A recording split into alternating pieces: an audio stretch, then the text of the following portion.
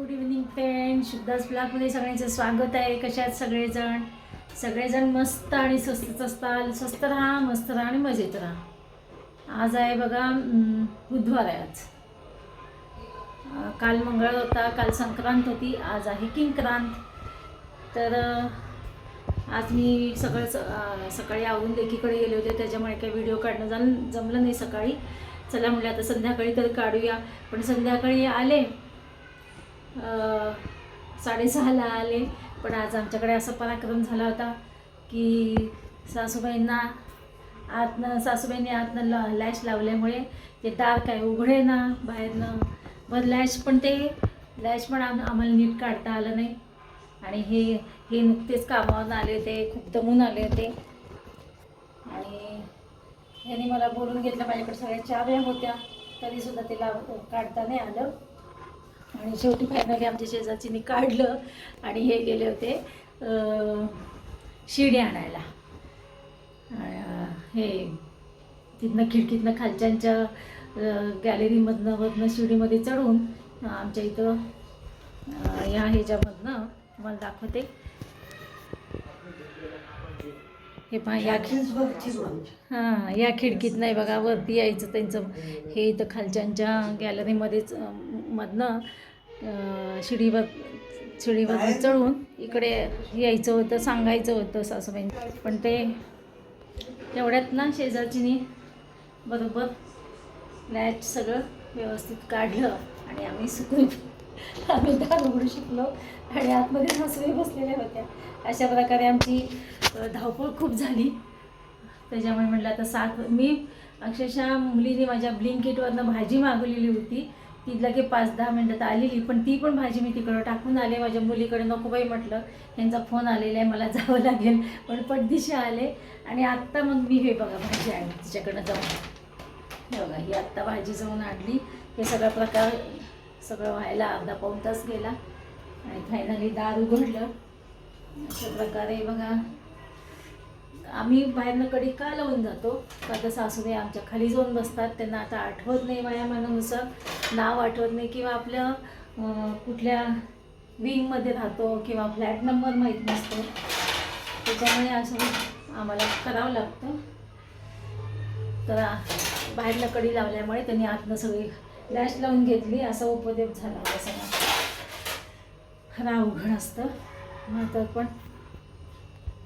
आणि हे नेमकं एवढे कंटाळून दिवसभर काम करून आलेले कंटाळले होते. आणि त्यांची मग मिस्टरांची होती चिडचिड. चला असं आता मी करते स्वयंपाकाला सुरुवात. आता फायनली उघडलेलंच आहे दार. मग यांनी हातपाय तोंड धुतले, फ्रेश झाले. आणि मग आम्ही अर्धा कप चहा करून घेतला. आणि आता मग मी भाजी जाऊन आणली. चहा करून घेतल्यानंतर म्हणलं मी जाऊन आणते भाजी, कारण का भाजी लागती. भाजीच नव्हती संध्याकाळी. आता जाऊन भाजी आणली. आता लागते मी स्वयंपाकाला. माझी पिशवी बाहेरच ठेवली नाही. यांची बॅग सुद्धा आत्तापर्यंत बाहेर होती.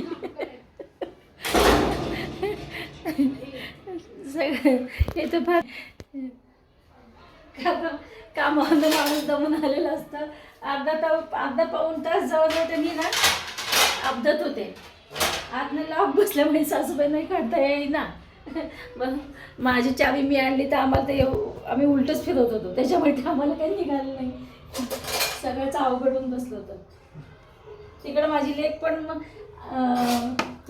लेक सुद्धा काळजी करत बसली होती, काय झालं असेल काही नाही. ती निघाली होती इकडे, म्हणजे हे करण्यासाठी, लॉक कसं काय बसलं ते बघण्यासाठी. तिच्या हातनं निघालं असतं, पण नेमकं शेजारचीने काढलं आणि बस झालं. अशा प्रकारे काही वेळेस ना बाबा अवघड होतो बाबा. आम्ही बाहेरनं खरं कडी लावत नव्हतो. चांगलं आमचे दरवाजे दोन्ही नुसते पुढे असायचे. पण ह्या सासूबाईंच्या उपद्रवामुळे आम्हाला सगळं असं करावं लागतं. चला असं मी करते आता स्वयंपाकाला सुरुवात. तेव्हा इकडे मी स्वयंपाक करत होते आणि सासूबाईंचं चाललं होतं ह्यांना त्रास देणं. म्हणजे माझा आता दुपारी काल रात्रीपासून त्यांची कंबर दुखत होती. आता त्यांनी कमरेसाठी गोळी आणली, बेल्ट लावलेला कमरेचा. पुन्हा दुपारी येऊन आईची तब्येत कशी बघून कामावरनं 1 तास काढून आले आणि त्यांचे पाय दाबून दिले, सगळं करून गेले होते. तरीसुद्धा त्यांचं चालू होतं की आता संध्याकाळी आल्यानंतर मला कसं तरी होतं आहे, माझं काहीतरी दुखतं, हे चालू झालं होतं. त्याच्यामुळे ते वैतागले होते. तुझं किती करूनसुद्धा काही उपयोग नाही, असं चाललं होतं त्यांचं बोलणं. बाहेर ते बडबड करत होते आणि म्हणत होते माझ्या भावाला बोलून घेते, माझ्या भावाकडे जाते. भाऊ पण त्यांचा आता वयस्कर झालेले 75 वर्षाचा. आता तो काय ह्यांना सांभाळणार आहे सांगा बरं. त्यांचं घरचं आहे ना, आता त्यांची मिसेस आहे, त्यांच्या बायकोचं बघायला नको का, त्यांचा संसार आहे. पण ते काय ऐकतच नाही, त्या ना स्वतःचंच बघतात. म्हणून ते हे खूप खवळले होते. तू स्वतःचंच बघितले आयुष्यभर, ते स्वतःचंच बघते अजूनसुद्धा. माझं कधी विचारते का, माझे पाय दुखतात, मी पण कामावून दमून येतो, हे कधी तू जाणून घेत नाही. मोठ्या मुलाला पण नाही विचारत, मला पण नाही विचारत. आमच्या इथे हाल बघा तिथं, तुम्ही इतके चांगले आहेत माहिती आहे का. आमच्याही एवढंच खाती बघा, एवढं खाती. तुम्ही तर 4 टाइम तरी व्यवस्थित खाताय माहिती आहे काकू.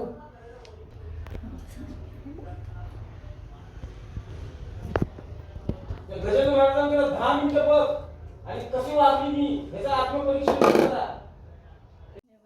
स्वयंपाक होत आले, झालंच आता. हे कांद्याची भुतट भाजी केलेली आहे मी इकडे आणि भात, गोड आंबट वरण केलेलं आहे. आता सासूबाईनं वाढते मी. पहिला किचन कट्टा जरा साफ करून घेते. ठेवा इकडं. कांद्याची भुतट भाजी केली आहे. आता सासूबाई म्हणले मला भूक नाही आहे, बघू आता भात खाणार म्हणतात, बघू काय खातात. असं यांचं डोकं आऊट केले सासूबाईने.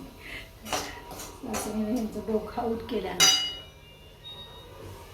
भात पाच देतात, पाच द्यायला हे ना लिमिट नाही म्हणतात. माणसाला नाचवतेच.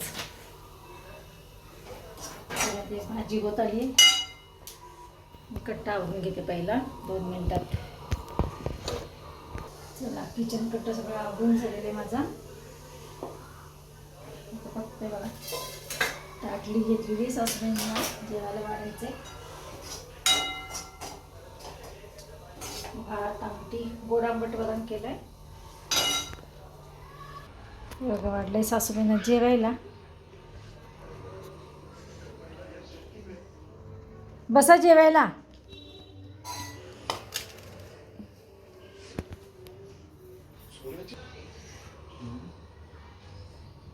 बसतेत म्हटलं जेवायला काकू. चला बसले आता सासूबाई जेवायला. चला तर मग 8 वाजलेत बघा संध्याकाळचे. आज बघा हे आमचे महाराज वैतागलेले आहेत.